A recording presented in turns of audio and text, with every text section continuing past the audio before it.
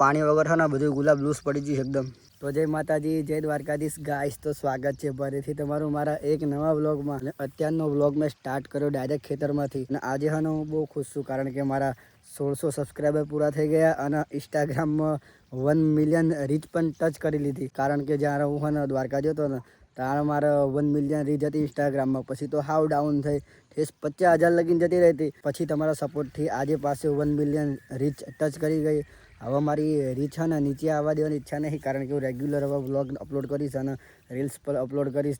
તો અત્યારે હું ખેતરમાં આવી ગયો છું, કારણ કે જો આજે જાસૂદ છે ને એ જાસૂદની અંદર છે ને મેં ચોમાસાની અંદર કટ નાખ્યા હતા. કારણ કે હા ને હાવ બળી જવાથી જો એકદમ ઝેડા હુકાઈ ગયા. મારા પપ્પા કહેતા હતા કે આ બધા ખોદી નાખવી, પણ મારી ઈચ્છા નહોતી. કારણ કે જો જે થાય એ, કારણ કે અહીંયા છે ને જો ડાંગરના ઘઉં થાય એની કરતાં તો જાસૂદ આગળ પડે. જો અમે કટ નાખ્યા હતા, પછી આ ફૂટિયા દેખાયા તે હે ને કાલે હે ને આની અંદર સલ્ફેટ નાખી દીધું. તો તમને બતાવું કે સલ્ફેટ જો અત્યારે પાણી ચાલુ આની અંદર. જો આ કાલે આ સલ્ફેટ નાખી દીધું આખા ખેતરની અંદર. ટ્રાય કરી જોવી, કદાચ ફૂટી જાય તો રાખશું અને થઈ જાય તો સારું જ છે. અને ગાઈસ જો આની અંદર ડાંગરની અંદર પણ પાણી ચાલુ હોય, પણ એ હા ને કેનાલનું પાણી છે. મારા ખેતરમાં જે પાણી આવે છે ને એ બોરવેલનું પાણી આવે છે ત્યારે ચાલુ હોય. અને આજથી છે ને અમારે ગુલાબની જે વાડી હતી ને એમાં નેંદવાનું કામ બધું ચાલુ થઈ ગયું છે. અમે ટ્રેક્ટરવાળા કીધું હોય આંકવા આવે છે. અને જો અત્યારે અડધા ઉપર ખેતરમાં પાણી પી ગયું હોય. અત્યારે આ ખેતર શું તમને હાવ ચૈડા જેવું લાગતું હોય, પણ 1-2 મહિના પછી હું તમને બતાવીશ કે ખેતરની હાલત શું થઈ જાય. જો કાલ આટલેથી આટલું પાણી પી ગયું હતું અને બાકી હતું. મારા પપ્પા કે રવા દેવી, પણ મારી ઈચ્છા નથી જરી ગઈ હતી. એટલે ને મેં પાછું હોય ને પાણી ચાલુ કરી નાખ્યું. કેમ કે આટલી ફેર પાણી પી જાય ને તો પછી કંઈ ટેન્શન નહીં. પછી હોય ને શાંતિ ઢાળીઓ હમો કરીને પાણી વાળશું. કારણ કે આમાં ચોમાસા વાતનું હોય ને હાવ કોરું હતું. અમે આ ખેતરમાં જરા કે ધ્યાન આપતા નહોતા. જો આ ઢાળિયા થઈને પાણી આવે છે અને આ ખેતરમાં જાય છે. કારણ કે જો આ ઉકળાને એવું નાખી દઉં અમે અહીં. અમારી ઈચ્છા હતી કે ને આ ખેતરની અંદર ને ખાતર ભરાઈ દેવી, એટલે ને પછી પાણી પી જાય જમીન. પણ શું થયું ખબર? ડાયરેક્ટ ચોથા મહિનાથી ચોમાસું ચાલુ થઈ જ ગયું. એટલે પછી કંઈ ખાતરને એવું ભરાવાનો ટાઈમ મળ્યો જ નહીં અમને. અને જો એટલા આ ઢગલા રહ્યા એટલે હરખું પાણી વળાય એવું નહીં. પણ મેં હા જે પાળા છે ને પાળા જે 1, 2, 3, 4 એ પાળા ને એને નાકા તોડી નાખ્યા હાવ. એટલે ને ત્યાંથી બધું પાણી અંદર જશે. અને ગાઈસ તમને જાસૂદની એક ખાસિયત કહું, જાસૂદ ગમે તેવા બળી ગયા હોય ને, જરીક લીલો છોડવો હોય ને તો એ ફૂટી જ જાય. અને ખાલી વાતાવરણ સેટ થવું જોઈએ ને, અને પાણી અને ખાતર ટાઈમે મળવું જોઈએ. બાકી કંઈ કરવાનું હોતું નથી. જો અહીંયાથી પાણી આવવાનું ચાલુ થઈ ગયું હોય, આ વચ્ચે મેં નાકા તોડી નાખ્યા હતા. અને ગાઈસ અમે ગુલાબના નેદાવાનું કામ ચાલુ કરી નાખ્યું. કારણ કે હવે ટૂંક જ સમયમાં હવે ગરમી પડશે અને હોળી પછી ગુલાબ નેદાવાય નહીં. નકર હે ને પછી હાવ ગુલાબની હાલત બગડી જાય. એટલા માટે અમે હે ને બધી મહેનત પૂરી કરી દઈશું ગુલાબની અંદર. એટલે પછી જોવાનું નહીં. 3 થી 4 મહિના લગીને ચોમાસામાં જ તે ડાયરેક્ટ પછી નેદાવાનું. તો અત્યારે ગુલાબનું નેદવાનું કામ પણ ચાલુ હોય. અને એક વાડી નેદાઈ જાય, બીજી વાડીમાં કામ ચાલુ હોય. હું તમને ઘરે જઈને બતાવું એ વાડીએ જઈને. અને જો આ જાસૂદ હવે ધીરે ધીરે નવા પાંદ આવવા લાગ્યા. હવે કળીઓ આવી છે જો નાની ટીંચકડી. અને ગાઈસ ખાલી તમે ઢાળિયાની હાલત જુઓ, હાવ બેકાર ઢાળ્યો હ. અને અત્યારે હું જાઉં છું અમારી બીજી વાડીએ. હું તમને બતાવું કે વાડીને કેવી રીતે નેદી કાઢી હ. અને હવે અંદર તો દવા છાંટી દીધી હ અને કાલે બધું ખાતર પાણી બધું કરવાનું હોય. તો અત્યારે તમને ડાયરેક્ટ ને એ વાડી જઈને બતાવું. તો ગાઈસ અત્યારે હું આવી ગયો છું ડાયરેક્ટ મરચીના ખેતરમાં. ગુલાબના ખેતરમાં જતો હતો, પણ વચ્ચે રસ્તામાં મરચીનું ખેતર આવ્યું. અને જો આ ખેતરમાં હ ને હવે મરચીનું આખું ઉત્પાદન લઈ લીધું હોય. પણ આ કોક મરચાં રહ્યા નાના એ મરચાંને લાલ થવા દેવાના હા. અને પછી હે ને એ મરચાંને તોડીને હા ને એને દળાવીને અને ખાવા માટે ઉપયોગ કરશે અથવા વેચવી દેવાના હા. અને જો આમાં અત્યારે રોગ આવી ગયો બહુ કોકડાનો રોગ આવે એટલે બહુ મરચીમાં ધ્યાન આપી નહીં એ ભાઈ. એટલે હા ને મરચીનું ખેતર હાવ ખરાબ થઈ ગયો. એ તો ખોદી નાખવાના છે, પણ હા ને આ જે મરચાં ઉપર નાના રહ્યા હા ને એ મરચાં એકવાર વેણી લે ને બધાએ પછી ખોદ નાખશે. આ મરચી ખાલી શિયાળો ઉત્પાદન માટે હતી, ઉનાળો નથી. એટલે ઉનાળો આવે એટલે તરત જ તે હે ને આનું હવે એન્ડિંગ થઈ ગયું. અને ચોમાસામાં રોપી દીધી હતી એટલે આખો શિયાળો મરચાં વેણ્યા. ને અત્યારે હવે બતાવું તમને ગુલાબની વાડી. આ એ ભાઈની ગુલાબની વાડી હા. જો આ રે ભાઈ એની ગુલાબની વાડી હા. તો હું અમારી ગુલાબની વાડી બતાવું, કારણ કે નેંદવાનું કામ ચાલુ થઈ ગયું હા. ગુલાબનો કશું ભાવ નહીં અને વેણવાનું કેટલું ભેગું થઈ ગયું છે, એમાં કોઈ આવતું નહીં. તો ગાઈસ અત્યારે હું અમારી બીજી વાડી આવી ગયો છું ગુલાબની. અને જોડે ગોલુ કાકાની વાડી હોય. ગોલુ કાકાને ગુલાબ વેણા 4-5 દડે વેણો નહીં. શું બોલું કે આળા થાય વેણવાની. જો 8 વાગ્યાના આવ્યા હતા 6 કા 7 સા વેણ્યા અને હજુ 10 સા બાકી છે ગુલાબને વેણવાના. અત્યારે ભાવ નહીં, હોળી પતશે અને હોળાષ્ટ જશે પછી પાછો ચૈતર મહિના ભાવ આવશે ગુલાબનો. અને જો ગુલકાનવાડી જોરદાર થઈ જશે ત્યાં લાગીને હે ને આ ગુલાબની અંદર હે ને ગુલાબની કળી જરીકે રહેશે જ નહીં. અને જો આ એક જબલું વ્યાણ્યું હો, બીજા 10 જબલા ને ઘરે મૂકી આવ્યા. ગુલાબની અંદર નેંદવાનું બધું કામ પૂરું થઈ ગયું હો. જો લાગત નેંદે નાખ્યું હો એટલે ખડ બહુ નડે નહીં. અત્યારે ટ્રેક્ટર આવો થોડીક વાર એમ કીધું હો, આજ નહીં તો કાલ, બાકી કાલ તો હંકાઈને પૈ જ દેવાનું ખેતર. નકર પા ગુલાબ આંસકો મારી જાય. તાપ એટલો બધો પડે હે ને એટલે કે ગુલાબ માટે ટેમ્પરેચર બહુ હાઈ જરૂરી ના હોય, પણ તડકો પડે પછી તો શું કરશું અમે ત્યાં. અને જો ગુલાબ જેવું જોરદાર ફાટ્યું હોય ગુલાબની અંદર.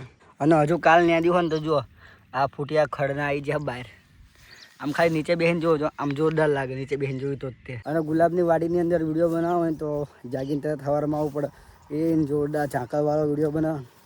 અને જે ઓલું પાલક ને મેથી બધું હતું ને બધું ને હંકાઈ નાખવાનું હોય. જો આ ટુવેરના છોડવા ધીરે ધીરે બળવા લાગ્યા ને તે મેં કાપી નાખ્યા, કારણ કે હે ને ટ્રેક્ટર હાંકતા ફાવા નહીં અને ટ્રેક્ટર હરખું વળે નહીં. આ બધું ખડ કાઢવાનું કામ આપ્યું ને મને, પણ મને આળા બહુ થઈ એટલે હે ને માડી વાળ્યું. અને ગુલાબની અંદર હે ને રોગ આવી ગયો. જો પાણી વગર હે ને બધું ગુલાબ લૂસ પડી ગયું એકદમ. અને ગાઈસ આ જે ગુલાબની વાડી દેખાય છે ને એ ડાયરેક્ટ અમે ચોમાસામાં રોપી હતી, તાણ અત્યારે આટલી મોટી થઈ છે. બાકી તો હાવ નાનો એવો છોડો તો આવે ગુલાબ તો. આ તો અમે બહુ મહેનત કરી ને એટલા માટે આટલી મોટી વાડી થઈ જશે. અને ઓલી વાડી અમારી 2 વર્ષ જૂની છે. એ વાડી તમને બતાવું હું.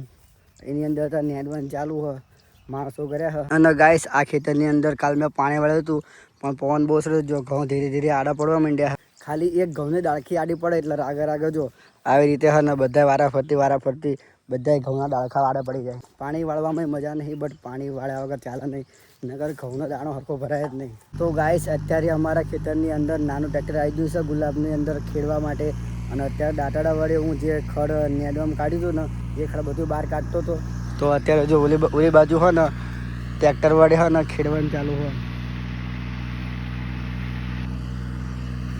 હવે એને એવું થશે ખબર કે જે એક્સ્ટ્રા ખડ હશે ને એ બધું એવો કપાઈ જશે અને પછી ખોદાઈ જશે એટલે બળી જશે. એટલે હવે જે ઉગે નવું ખડ ઉગે એટલે પછી 1-1.5 મહિનો ખડ ઉગશે નહીં.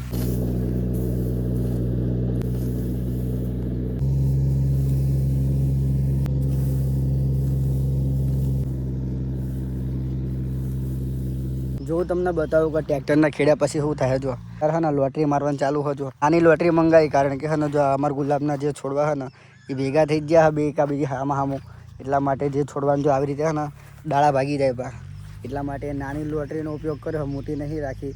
નગર મોટી હોય ને તો હે ને અહીંયાથી અહીંયા આવી જાય, કારણ કે આની અંદર હે ને ગેપ જેટલો ખબર 5 ફૂટનો ગેપ રાખ્યો અમે. એટલે હે ને બરોબર હે ને ટ્રેક્ટર અંદર ફરે અને ચાલવામાં પણ કંઈ પ્રોબ્લેમ ના પડે.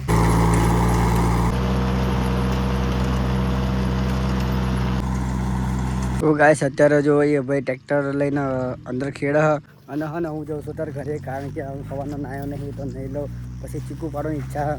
તો ગાઈસ અત્યારે મેં નહીં લીધું હોય ને અત્યારે વાગી રહ્યા છે 2.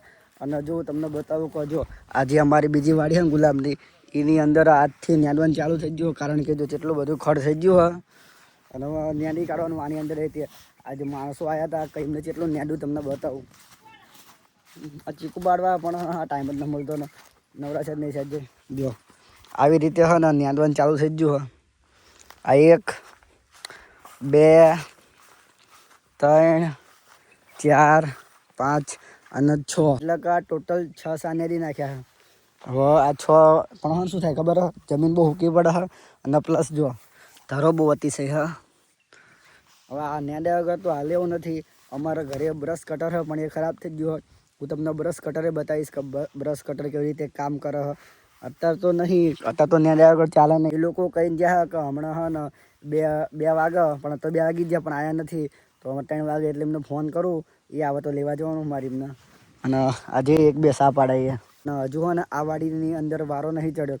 અને કાલે મેં કીધું મારા પપ્પાને કે ખાતરને બધું લઈ આવે, તો કાલ ખાતર લઈ આવે. પછી ઓલી વાડીને તો હાંકી નાખ્યું ટ્રેક્ટર વડે, આમાં હંકાવાનું હોય, પછી ખાતર પાણી કરી નાખવી. એટલે પછી એ વાડી હું બહુ જોર નહીં, ખાલી દવા છાંટવાની અને વેણવાનું રેગ્યુલર. અને ગાઈસ તમને વાડીએ રહેવાની ખાસિયત કહું. જો આ અમે રહીએ છીએ અને આ અત્યારે અમારે ખેતર છે, એટલે કે કામ થાય જ્યાં કરવું ત્યાં કરવાનું. બાકી જો અહીંયા આવીને બેસી જવાનું, ઈચ્છા થાય એટલે કામ કરવાનું. 3 વાગે તો અમે રેગ્યુલર ફૂલ જાણવી છીએ. અને ગાઈસ પહેલાં જાસૂદની અંદર જે પાણી સડાયું હતું એ આખી મોટરનું પાણી આ જવાનું અંદર, એટલે હવે આ જોવા જવાનું તો થશે જ નહીં મારે. જો આ તડકો પડ્યો હોય તો હજુ ગુલાબ આ મોટી વાડી હોય ને એટલે આને બહુ ફેર ના પડે. બાકી જે નવી વાડી હોય નાની વાડી છોડવા અત્યારે તો શિયાળામાં રોપાય પણ અમે નહીં રોપતા, કારણ કે હે ને એ છોડવો મોટો થાય ત્યાં લગીને તો એ ગરમી બેઠી જ ના એક. હવે ત્રીજો ચોથો પાંચમો અને છઠ્ઠો મહિનો છે ગરમી પર તમને ખબર છે, એટલે પછી અમે ના રોપ્યા. નકર હજુ બીજી 2 વાડીઓ રોપવાની અમારા. એ જે 2 નવી વાડીઓ અમે રોપવાના છીએ એ બધી ચોમાસામાં ડાયરેક્ટ રોપશું. ગાઈસ નેંદવામાં એટલું બધું ખડ નીકળે છે ને, જો આ ઢગલા કર્યા અને મારી ભેંસું તે હા ને બધી ખાઈ ખાઈને ઓગટી જાય છે. જો આ કેટલો બધો બગાડ કર્યો કરવી શું, ખડ નહીં એટલું બધું થાય એટલે પછી તો નેંદવી ભેંસું રાખવી. તો ગાઈસ અત્યારે હું ઘરે આવી ગયો છું. જો આ ગુલી હા ને હવાની ફોનમાં મથા પહેલાં નેંદ્યું દાડિયા જતા રહ્યા અને હવે ગુલી હોવાનું કામ કરે હા. અને ગુલી હા ને 1-2 દિવસમાં જવાનું હોય, પહેલી તારીખે ગુલી જતી રહેશે. ક્યાં જવાનું હું ભાઈ? ગુલીને બહુ મજા આવે યાર. એ ને એસી કશું કામ ધંધો ના યાર, આખી દીદી આરામ યાર. અમાર હાવ કામ ના કે મને નણંદ મને કામ ના કે મારી જેઠાણી કઈ કામ ના કે તરુણ કઈ કામ ના કે તું એટલે અને અમારે તો હા ને આખો દિવસ નકરું કામ હોય. હવે ડાયરેક્ટ ખામના તમને મળી હું.